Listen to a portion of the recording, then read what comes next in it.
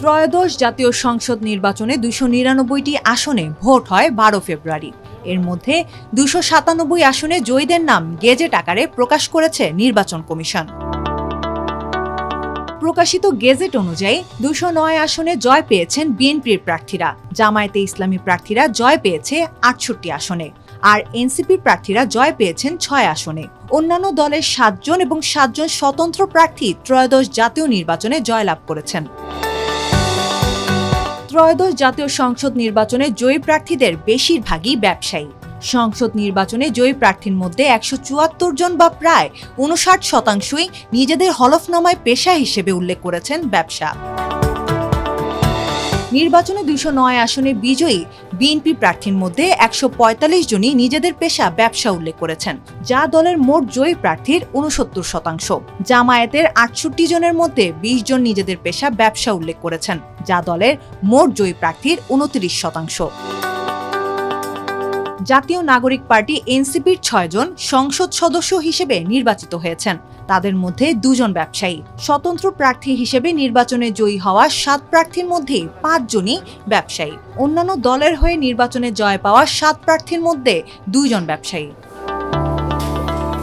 দেশের স্বাধীনতার পর 1973 সালের অনুষ্ঠিত প্রথম জাতীয় সংসদ নির্বাচনে জয়ী প্রার্থীর 18% ছিলেন ব্যবসায়ী। এই হার ক্রমান্বয়ে বেড়ে 1991 সালে দাঁড়ায় 38%। সবশেষ 2024 সালে দ্বাদশ জাতীয় সংসদ নির্বাচনে জয়ী সংসদ সদস্যদের মধ্যে 67% ছিলেন ব্যবসায়ী। ওই নির্বাচন বর্জন করে বিএনপি, জামায়াত সহ বিভিন্ন দল। নির্বাচন হয় মূলত আওয়ামী লীগের প্রার্থী এবং দলের স্বতন্ত্র প্রার্থীর মধ্যে। জুলাই গণ অভ্যুত্থানে 2024 সালের 5 আগস্ট পতন হয় আওয়ামী লীগ সরকারের। দুর্নীতি প্রতিরোধে কাজ করা সংস্থা ট্রান্সপারেন্সি ইন্টারন্যাশনাল বাংলাদেশ টিআইবির নির্বাহী পরিচালক ডক্টর ইফতেখারুজ্জামান বলেন, সংসদে ব্যবসায়ীদের প্রভাব বাড়লে ব্যবসা ও রাজনীতি একাকার হয়। রাজনীতি ব্যবসায়িক মুনাফার পুঁজিতে পরিণত হয়। স্বার্থান্বেষী ব্যবসায়ী মহলের প্রভাবে আইনি ও নীতি কাঠামো দখল হয়। সরকারি ক্রয় খাত রাজনৈতিক যোগসাজশে ক্ষমতাধরদের করায়ত্ত হয়।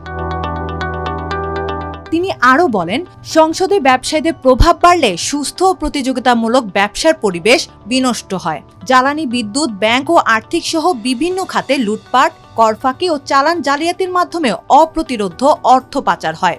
ব্যবসা ও রাজনীতি উভয়ই দুর্বৃত্তায়িত হয়। ডক্টর ইফতেখারুজ্জামান বলেন, ব্যবসায়ীদের প্রভাব বাড়লে ক্রমান্বয়ে রাষ্ট্র পরিচালনার শীর্ষ অবস্থান প্রভাবশালী কোটারির দখলে যায় এবং চোরতন্ত্রের বিকাশ ঘটে। নতুন সরকার অর্থাৎ বিএনপি বিগত চোরতন্ত্রের ভুক্তভোগী। তারা এখন কিভাবে সংসদে ব্যবসায়ীদের প্রভাব মোকাবিলা করবে সেটাই এখন দেখার বিষয়। জয়ী প্রার্থীদের পেশা বিশ্লেষণে আরও দেখা গেছে 297 জনের মধ্যে 36 জন আইনজীবী। এর মধ্যে বিএনপির 24 জন এবং জামায়াতের 8 জন, এনসিপির 2 জন আইনজীবী। অন্য দল এবং স্বতন্ত্র প্রার্থীর মধ্যেও 2 জন আইনজীবী রয়েছেন। শিক্ষকতাকে পেশা হিসেবে উল্লেখ করেছেন বিএনপির 4 জন, জামায়াতের 23 জন, এনসিপির 1 জন। 10 জন নিজেদের পেশা হিসেবে রাজনীতি বলে উল্লেখ করেছেন। এর মধ্যে বিএনপির 7 জন এবং জামায়াতের 3 জন। 12 জন নিজেদের পেশা চিকিৎসা হিসেবে উল্লেখ করেছেন। এর মধ্যে 9 জন বিএনপির, 3 জন জামায়াতের। কৃষিকে পেশা হিসেবে উল্লেখ করেছেন বিএনপির 10 জন, জামায়াতের 5 জন এবং স্বতন্ত্র 2 জন।